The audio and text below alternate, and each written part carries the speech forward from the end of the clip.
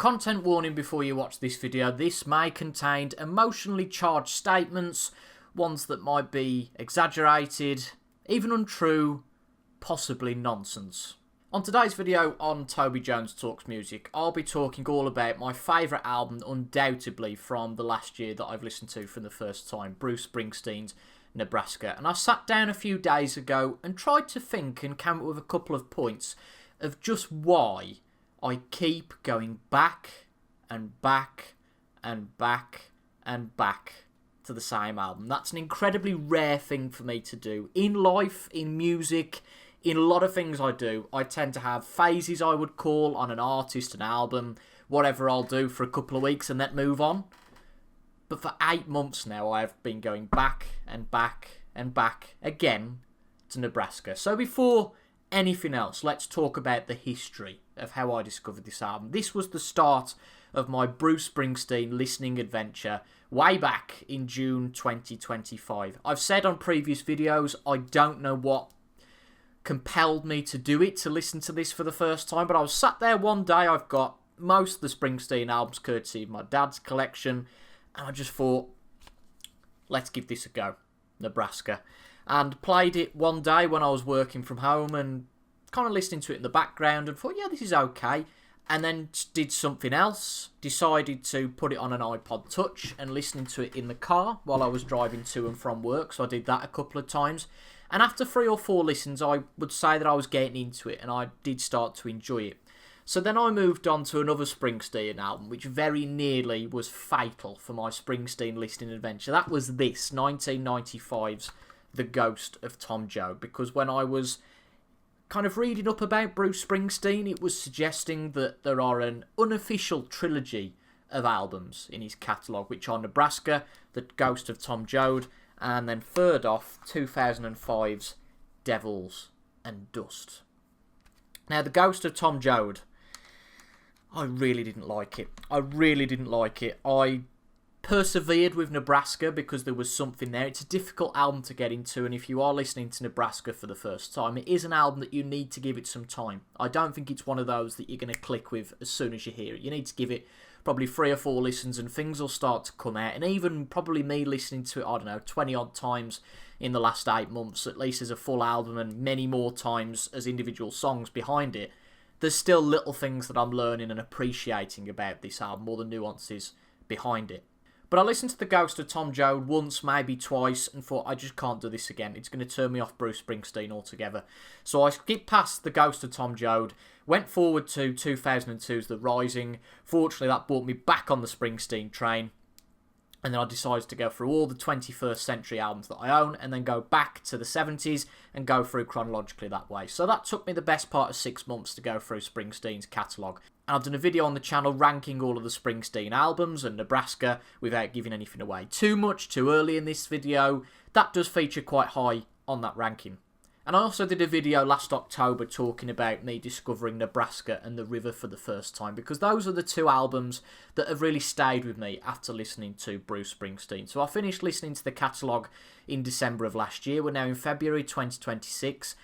And I asked the question when I did that ranking video, which was in December last year, pretty much straight after I'd finished listening to all the albums, of, I wonder how much Springsteen I'll listen to. I wonder, have I been Springsteened out by this point? Is there going to be something else that I move on to? Well, one thing about that is that I haven't gone and listened to another artist's catalogue in the same way I did with Springsteen. I haven't invested myself in an artist's catalogue. I've been kind of all over the place, really, as you might see from this channel, the videos going up. I've been listening to all sorts. So Bruce Springsteen has very much stayed there, and the one album, Nebraska, has absolutely stayed there. Which comes to the first point about Nebraska, is that there's not an album like this in the catalogue, at least in my opinion. And remember the content warning before we started the video?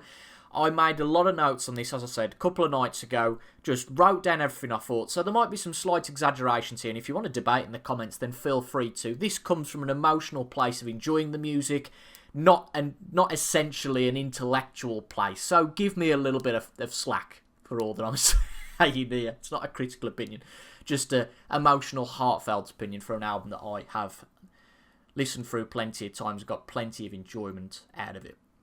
I say there's not an album like it in the catalogue because the trilogy albums don't tell stories anywhere near as captivating as Nebraska, the Ghost of Tom Joad and Devils and Dust.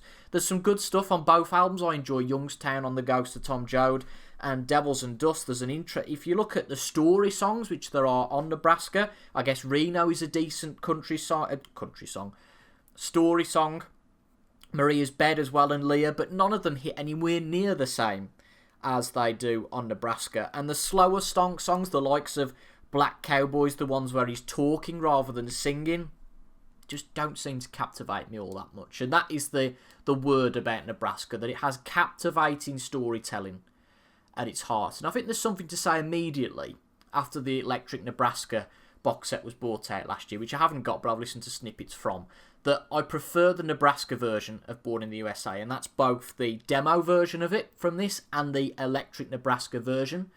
And what I enjoy about it so much is that it creates a far more menacing atmosphere, and that's what's brilliant throughout this album. There's an atmosphere through it, isn't there? That even from the cover, Springsteen's previous covers weren't like this. I'm trying to think. I think all of them, apart from Asbury Park, have got Bruce on the cover, and this hasn't got Bruce on the cover. It's a far more menacing sort of, you can see the open road, that sort of cover, and it creates an atmosphere straight away. And that's the great thing about the album, that format, isn't it? Rather than just listening to a compilation, I'd be interested actually, because as a quick aside, on Bruce's Greatest Hits album, I think at least Atlantic City is there. And I wonder how that fits, because I've never listened to that album in full, the Greatest Hits. I wonder how Atlantic City kind of fits with some of the more anthemic Bruce songs that come around it. That's an interesting point, that is. So picking on this album even more, Born in the USA, there are some really strong tracks on this album, but there are tracks, the likes of Bobby Jean, which tell an interesting story, but it's nothing too unique. We've heard it all before in music. Working on the Highway, great track, but again, it's quite a generic story. I don't feel there's anywhere else that I can go in Springsteen's catalogue, or in fact anywhere in my realm of music that I've got behind me to find the stories, the interest that I have in Nebraska, and that's possibly why I revisit it. And I think similar to that pattern, my most listened tracks in the last year on this album, my favourite Springsteen album, Tunnel of Love, although I commented on my ranking video that the gap between those two albums is getting ever smaller, and I'm still on the Tunnel of Love train, or the Tunnel of Love Express as the tour was, but the gap is getting closer and closer between Tunnel of Love and Nebraska. And I think the pattern, the storytelling pattern, is that the most listened tracks on that album for me in the last year have been Cautious Man, Walk Like a Man, and One Step Up. Slower tracks that tell brilliant stories. A couple of the other tracks I really like, Tougher Than the Rest, All That Heaven Will Allow. They're great listens, but when I want peak storytelling, the atmosphere that comes from it, I don't necessarily pick those tracks. I mean, you could mention Valentine's Day as well for its atmosphere, and that's the key thing. I don't necessarily think the lyrics are the big thing, because when I was listening last week to the live version of Tougher Than the Rest from the Chimes of Freedom EP, I think it is, that's a slightly slower arrangement, and I think that's a brilliant arrangement for that song. It really, really suits it, and possibly it might just be the whole slower thing, because actually the one song that I'm not as keen on Nebraska is Open All Night, and that's because it's just a slight move away from what's on this album, the tempo and the atmosphere that's on it. You can say similar about Johnny 99, and actually, although it's still a brilliant song, my if you call it my inter-ranking of that song on this album has gone down a little bit. And when I say that I've listened to this album for 8 months, I really do mean that I've been listening to the whole album for 8 months. Maybe on some occasions I have been listening just to individual tracks, but when I've been doing something, just spending 40 minutes wanting something in the background, Nebraska is the album that I've reached for so much, and I think that's because the quality of it is so good throughout. When I first heard the album, my favourite track was Johnny 99. I think probably that was because my tastes are generally rock-centric, and I've just said about Open All Night being similar to that, but I wasn't massively keen on that from day one, but I really liked Johnny 99. And then as I listened to it more, my favourite track became My Father's House, the great story of that, then State Trooper, and then for a long time, it's been reason to believe. I mean, how harrowing is that song? It's a bit like Wreck on the Highway or The Price You Pay from the River. It's a real, almost gut-wrenching. It hits you straight away, and it is an unbelievable song. And then in recent times, I've grown to enjoy Used Cars more as I get more into the story of it, and I'd actually probably pick Highway Patrolman as my favourite at the moment. It's almost and I think it is, it's almost a concept album, isn't it? In that the album's a collection of stories and does benefit from being heard as a total package. Benefits from being heard as a total package. And when you're listening to one song, you want a little bit more. When you hear Nebraska for the first time, the title track that opened this album, you then want to hear Atlantic City, then Mansion on the Hill. It's a terrific collection of stories, and the only album that I've had that same relationship with, and it's a little bit different, I guess, because this is an album that is continuous in its flow. But when I play, still to this day, when I play The Wall, which, by the way, this is how high up Nebraska is in terms of my overall rankings. This is my favourite album. Total, period. My favourite album of all time, The Wall. I remember I was playing that for endlessly when I first listened to this back in 2019, I think. I would listen to it again and again and again. And I don't revisit it as much as I did at one point. But one thing's for certain, when I hear, I don't know, when Don't Leave Me Now comes on, which is track 11 of CD 1 of 26 throughout, God, I felt so compelled to listen to the rest of it. It's so disappointing when Young Lust comes on in the car and I'm waiting for one of my turns and it doesn't play. It shuffles onto something else. And I know I've just been talking about the whole album format, but you get my point. I think similarly to Nebraska, if I hear one song from Nebraska, I want to hear more of it. And that is a great achievement that this album has. Within the one album, what it achieves, it's brilliant. Absolutely fantastic to my ears. And when I talked about that I can't get it anywhere else in the catalogue, that applies to other artists as well. So let's talk about one of my other favourite bands that I've been revisiting a little bit recently, and that's AC/DC. Their music, the Bon Scott era, Back in Black, is all brilliant. I re-listened to Highway to Hell for the first time in a long time a few weeks ago. Oh my god, this album is outstanding, absolutely excellent. The album that came before it, Power Age, throughout, is brilliant. The one that everybody knows, Back in Black from 1980, is tremendous. But would I want to keep listening and listening and listening and listening again to these albums? No, and I think the reason for that is that they all offer AC/DC, I guess Judas Priest to a degree, trying to think of other acts, possibly Queen. Thin Lizzy's a good example as well, Thin Lizzy. There's not a massive deviation in what's delivered across the albums. Within a classic period, of course, if you look at a band like Thin Lizzy, their early period stuff with Eric Bell is a lot different to what would then come with likes of Jailbreak to Black Rose, and then the more new wave of British heavy metal influence sound with albums like Thunder and Lightning later on. But because a lot of this is similar stuff, I don't feel like I gravitate towards a certain album in particular for an extended period. I can do for a time, and I've been listening to stuff from Highway to Hell for a couple of weeks now, and particularly the track Night Prowler from this album, which I hadn't had much time for before. That's been a real earworm, one track. But I don't think I'd listen to all of Highway to Hell again to then come back to Night Prowler at the end of the album.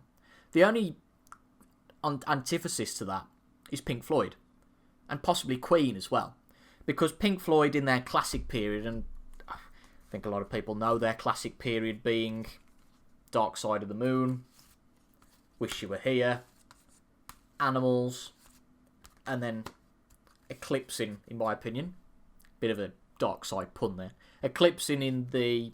climaxing in The Wall. They all offer something a little bit different, don't they? Queen, the first couple of albums, the second album's very progressive, the third album goes more back to basics, A Night at the Opera, operatic, then you've got News of the World, which is a bit more straightforward and I guess a little bit punky. Those bands are a little bit of an antithesis to this, I guess, that they all offer something a little bit different. But I still feel I can't get it quite anywhere else. I could possibly say that about Pink Floyd, actually, because when I listen to one of these albums, it's impossible to skip. I have to listen to the whole thing. As I said about The Wall, Animals is one of those. That's what's great about Pink Floyd's music. Slightly going away from the Bruce Springsteen theme here, right? That, honestly, I think on the right day, Dark Side, Wish You Were Here, Animals, and The Wall, I could say, yeah, they're my 4 favourite albums of all time. The atmosphere, the story behind The Wall. I think Animals is probably the one that actually is the most obvious, because it's almost explicitly a concept album. Pigs on the Wing, dogs, pigs again, sheep, and then pigs on the wing too. That's the great thing about these album formats, progressive rock, and what Springsteen's doing here with these storytelling songs on Nebraska.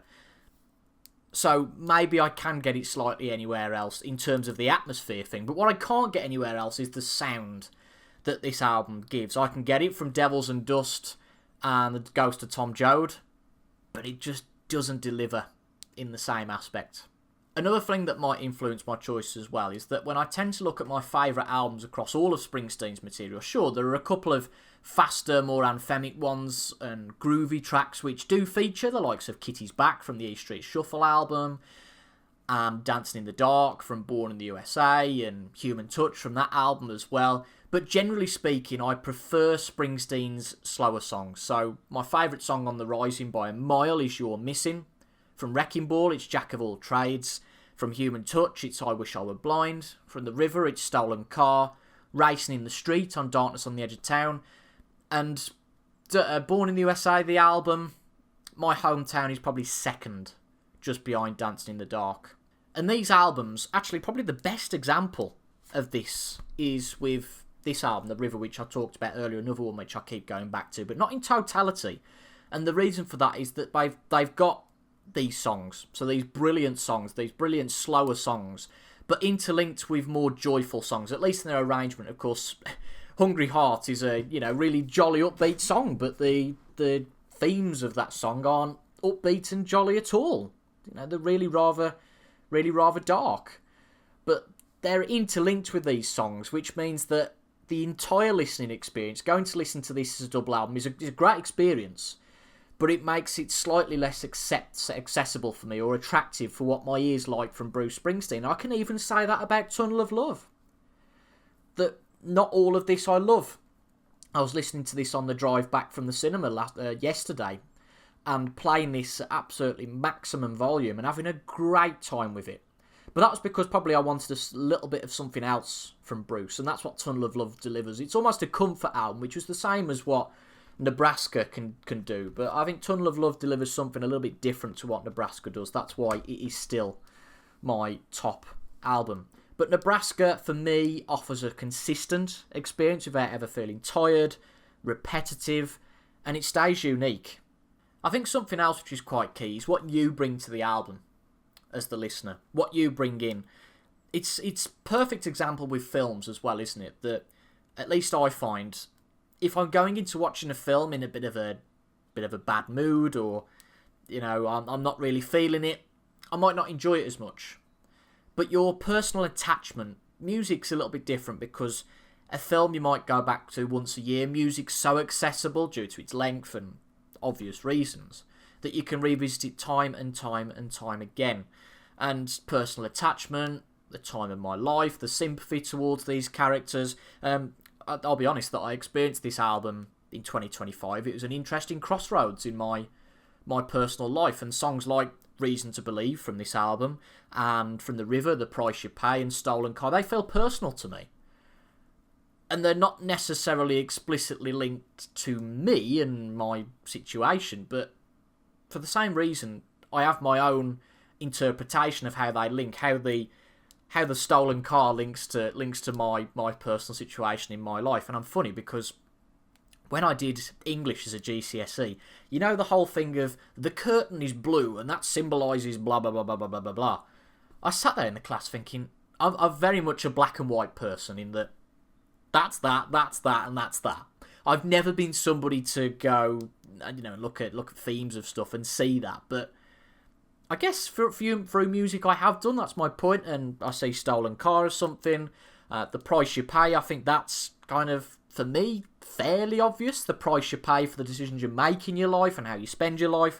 And then Reason to Believe, and I was spending the night, I spent many sleepless nights last year contemplating quite a big decision in my life, and listening to Reason to Believe, Reason to Believe and The Price You Pay, it was almost goosebumps. So I'm thinking, this song's talking to me, and actually talking to all of us, and you can get quite demotivated and down listening to Reason to Believe. I have thoughts about, what's the whole meaning of this universe, this YouTube channel, going out to work every day, money, life, death, blah blah blah blah blah.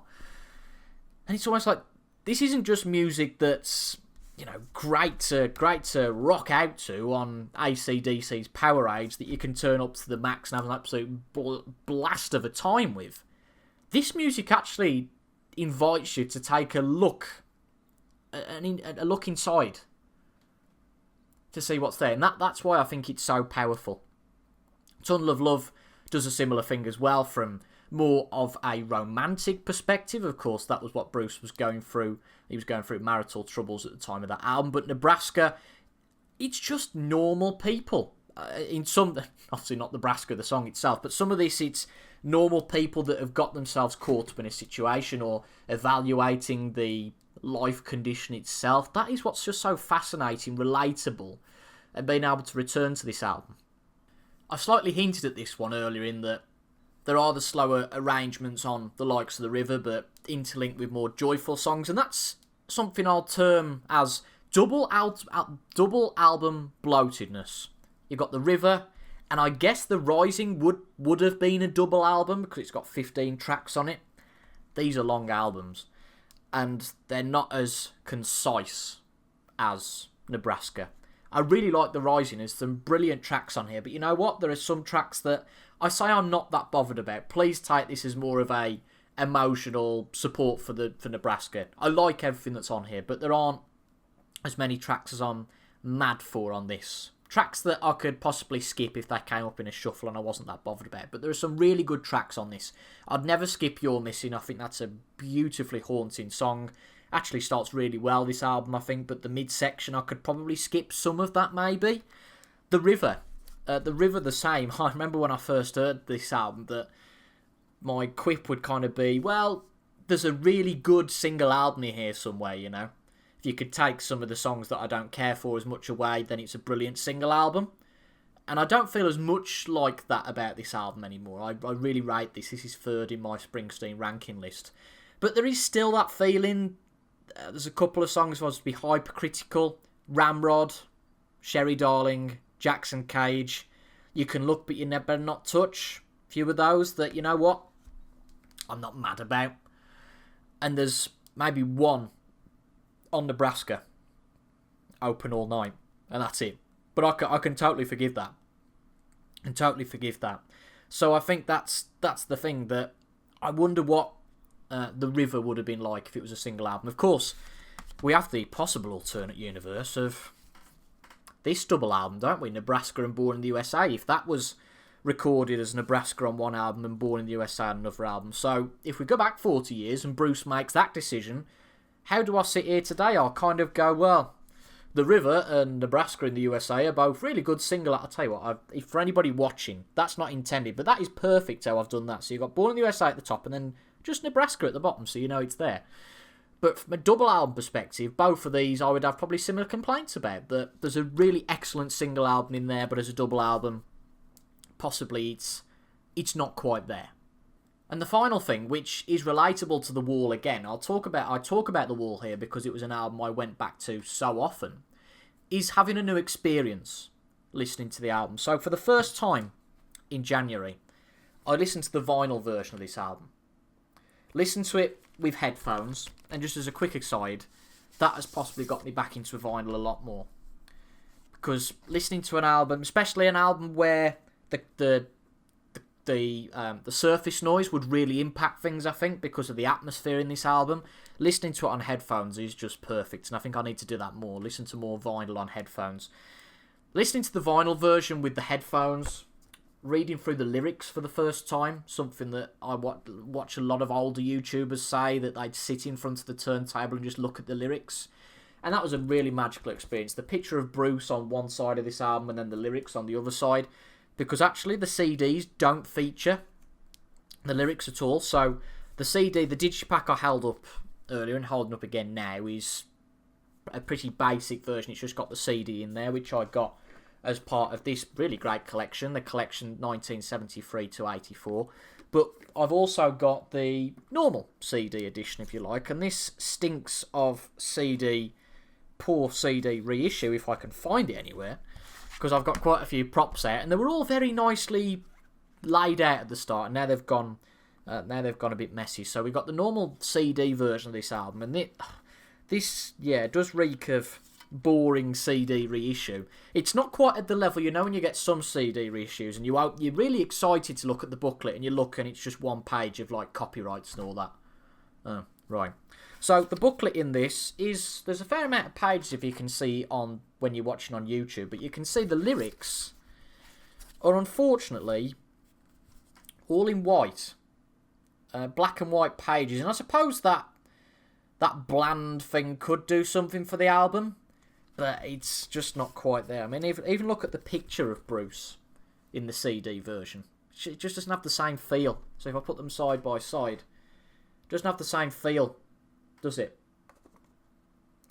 It's cropped actually as well on the CD version. You've only got Bruce himself. You haven't got the rest of that room as well. Whereas on the vinyl version, as I talked about, you've got the lyrics in, if you like, the Nebraska home colours in red font with a black background. It's all things that add to it. And again, recorded in New Jersey by Mike Batlin on a TIAC Tascam Series 144 4-track cassette recorder.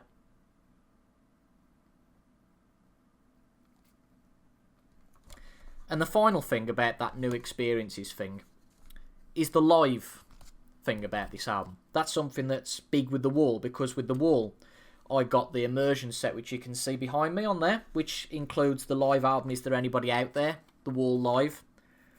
And that was tremendous.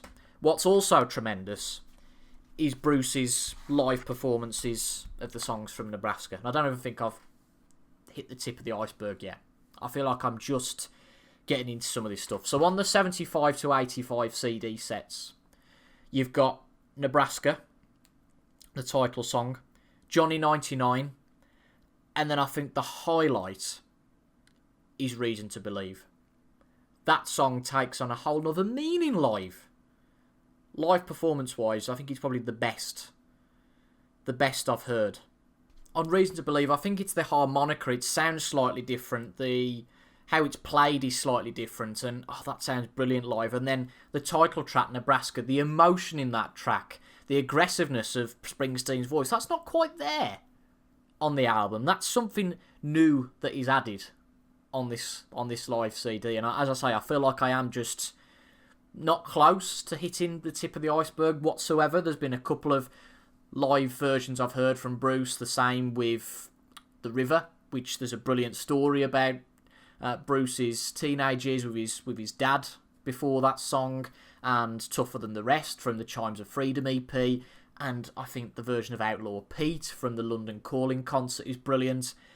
But I think live versions can really enhance an album, and that's the final point about Nebraska. I've talked too long, I think, about Nebraska, but I have to say I've thoroughly enjoyed doing this. I just thought, why is it that I keep listening to this album and thinking about it like for a couple of minutes in my mind subconsciously? I couldn't really think why. But it wasn't until I sat down and wrote down what I thought, and hopefully I've conveyed that in some succinct, concise nature that you've enjoyed listening to as well. I think this is an album that I'll be listening to for a while yet. It'd be interesting to see how long I do listen to it, and whether other things come into the mix and I'm not as bothered about Nebraska. And that's what's so nice about this YouTube channel actually being a time capsule for my thoughts at the time. It's something that I've actually been against in the past, because when I do an album review I want it to be almost a perfect review, but of course your review's only your thoughts at that time. what's going on at that time. Again, what you come to the album with and what you think of the album. I've almost cringed at some of my past reviews going, well, I ain't that bothered about that song. And I'm like, that's not my favourite song on the album now. But that shows growth. That shows that you've not just dismissed a song, an album, an artist after one listen.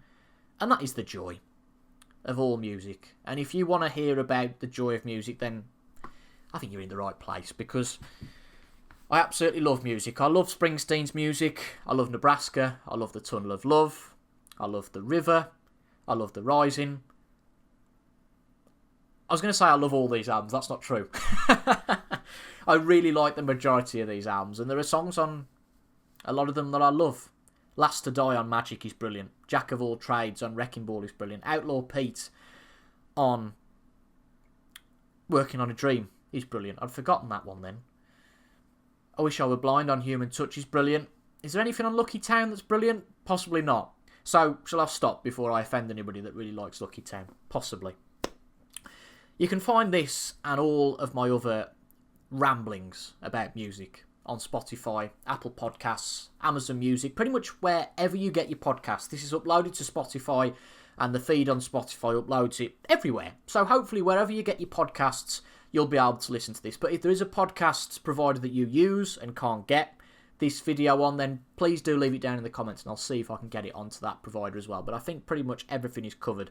We are also active on the social media platforms, Facebook, Instagram, X. I upload a post every time that a video goes up on the channel, purely because the YouTube algorithm, how YouTube is set out, isn't what it used to be. People used to have their subscription feed and watch their subscriptions, and now it's just a recommended page where you can see anyone, and that's great for smaller creators being able to be discovered, but also not, because there's a lot more competition and you might not see videos that you actually care about. So I put a post of my videos on all of those platforms, so it gives you 4 times the opportunity to see it. The YouTube, X, Instagram and Facebook. And we've also got a TikTok page that I do occasionally post on as well, and I put all the YouTube shorts on there as well, the occasional ones that I do. If you want to see something more like this, there'll be a video up in the corner for somewhere that you might fancy going next within the Toby Jones Talks music journey. You can also subscribe to the channel down here. Had to move my arms there. I've got the wrong arm in place. Maybe if I do, no, it's not working. But you'll see it down there anyway. Anyway, I'll shut up because the end screen will be running out now if you're watching on YouTube. Thank you for your company. I'll see you all in the next one.